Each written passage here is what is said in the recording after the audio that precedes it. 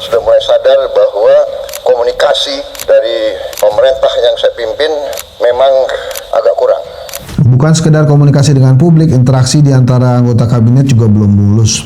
Presiden dan bawahannya seakan-akan tidak berada dalam satu frekuensi. Berulang kali pertentangan dalam tubuh kabinet disajikan kepada publik.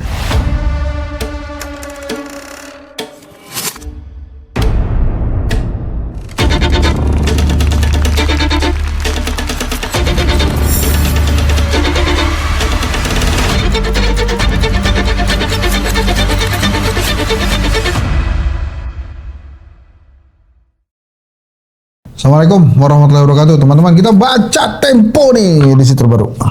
Saya izin juga ya, kembali izin sama Tempo nih, saya izin opininya dibacain. Megalomania mengenai ekonomi. Presiden Prabowo Subianto tidak punya alasan mengabaikan ancaman resesi ekonomi yang sudah di depan mata. Tanpa perbaikan kebijakan secara struktural dan fundamental, penurunan tajam sejumlah indikator utama bisa membawa bencana bagi ekonomi Indonesia. Ekonomi Indonesia mulai tertekan pada akhir 2024. Nilai tukar rupiah terprosok hingga 16.312 per dolar Amerika Serikat pada 31 Januari 2025 dan terus ambles menembus 17.300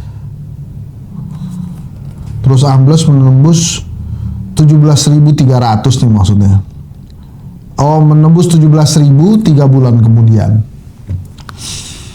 Indeks harga saham gabungan pun tersungkur hingga menyebabkan penghentian sementara perdagangan trading halt pada 18 Maret dan 8 April. Sepanjang 3 bulan terakhir, IHSG terjun bebas hingga 16,82%. Indikator lain, makin tipisnya porsi tabungan masyarakat. Menurut data survei konsumen Bank Indonesia, porsi tabungan terhadap total pendapatan pada Februari 2025 hanya 14,7%, jauh di bawah rata-rata 2018 hingga 2024 yang sebesar 16,7%. Selain itu, tingkat belanja masyarakat yang dirangkum Mandiri Spending Index mingguan hingga Maret 2025 hanya tumbuh 1,4%, turun dibanding pada Maret 2024 yang sebesar 4,7%. Yang tak kalah mengkhawatirkan adalah angka pengangguran. Kementerian Ketenagakerjaan mencatat ada 18.610 orang yang dipecat dari pekerjaan mereka selama Januari hingga Februari 2025, naik 2 kali lipat dibanding pada periode yang sama 2024. Bahkan, jika mengacu pada data Konfederasi Serikat Pekerja Indonesia, sudah 60.000 buruh di 50 perusahaan yang menganggur akibat pemutusan hubungan kerja. Belum tuntas persoalan domestik, pukulan baru yang tak kalah berat datang. Kebijakan tarif baru yang diluncurkan Presiden Amerika Serikat Donald Trump, selain menetapkan tarif pokok 10% untuk semua negara mitra, Trump memasok tambahan tarif resiprokal bagi negara yang menikmati surplus perdagangan dengan Amerika. Salah satunya Indonesia, yang dikenai tarif resiprokal 32% setelah sepanjang 2024 meregup surplus perdagangan 16,8 miliar US dollar. Remuknya sejumlah indikator yang bisa mengantar Indonesia ke jurang krisis tak lepas dari kekacauan pengelolaan ekonomi oleh pemerintah. Sikap Prabowo yang menganggap enteng ancaman justru menunjukkan sikap jumawa Presiden. Dari sebanyak sudut, ekonomi Indonesia tidak memiliki kelebihan sumber daya untuk bisa menangkal tekanan. Patut disesalkan Indonesia lamban merespon kebijakan tarif Trump. Tim negosiasi baru dibentuk belakangan setelah pos Duta Besar Indonesia di Washington DC dibiarkan kosong sejak Juli 2023. Diterah tarik-menarik kepentingan politik yang tak berkesudahan, Duta Besar baru akan ditetapkan setelah Trump mengeluarkan aturan tarif. Pemerintah perlu segera mengeksekusi rencana deregulasi terhadap aturan yang selama ini menghambat kegiatan bisnis dan perdagangan. Janji penghapusan kuota impor yang selama ini menjadi ajang perburuan rente dan membuat ekonomi tidak efisien harus dijalankan dengan konsisten. Prabowo harus menjawab skeptisisme publik bahwa tekad itu bukan cuma omon-omon.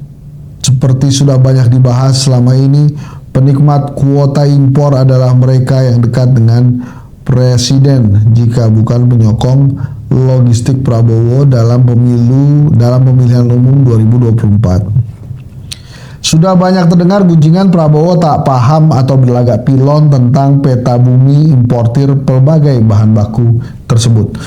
Sistem ekonomi komando yang selalu dibangga-banggakan Prabowo menimbulkan banyak masalah. Di antaranya pembentukan Badan Pengelola Investasi Daya Anagata Nusantara atau Danantara yang akan mengelola badan usaha milik negara, pemangkasan anggaran dan pemaksaan program makan bergizi gratis.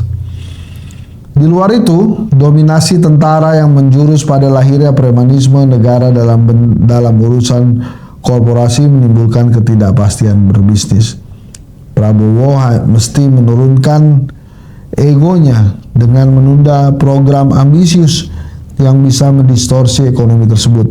Sembari itu, dia harus memperkuat struktur ekonomi dalam negeri dan mulai mengurangi ketergantungan pada pihak luar.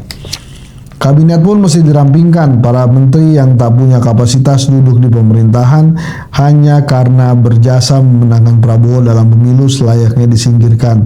Sudah jadi omongan selama ini para pejabat hanya sibuk mencari rente, memelihara lemak dalam kabinet hanya membuat pemerintah didera obesitas berkepanjangan. Tanpa perubahan mendasar, tinggal menunggu waktu krisis ekonomi datang. Gini bacanya. Tanpa perubahan mendasar, tinggal menunggu waktu krisis ekonomi datang menerjang kita. Gitu katanya.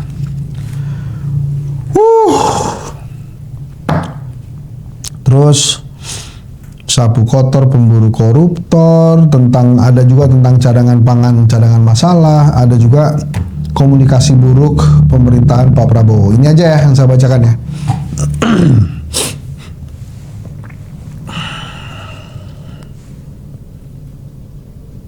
Oke. Komunikasi buruk pemerintahan Prabowo. Berbagai blunder pejabat pemerintahan menunjukkan mereka tidak bekerja di frekuensi yang sama akibat manajemen Prabowo. Persoalan komunikasi dalam pemerintahan Presiden Prabowo juga belum beres hingga hampir setengah tahun kabinetnya berjalan. Retret di kampus Akademi Militer Magelang, Jawa Tengah yang diklaim bertujuan menyelaraskan pemerintahan baru belum terlihat membuahkan hasil. Bukan sekedar masalah pada anggota kabinet, model kepemimpinan Prabowo menjadi faktor buruknya komunikasi publik itu. Beberapa pernyataan pejabat bisa disebutkan sebagai contoh. Kepala Komunikasi Kepresidenan Hasan Nasbi misalnya dengan enteng menanggapi teror kepala babi ke kantor Tempo pada pertengahan Maret 2025. Ya tinggal dimasak aja.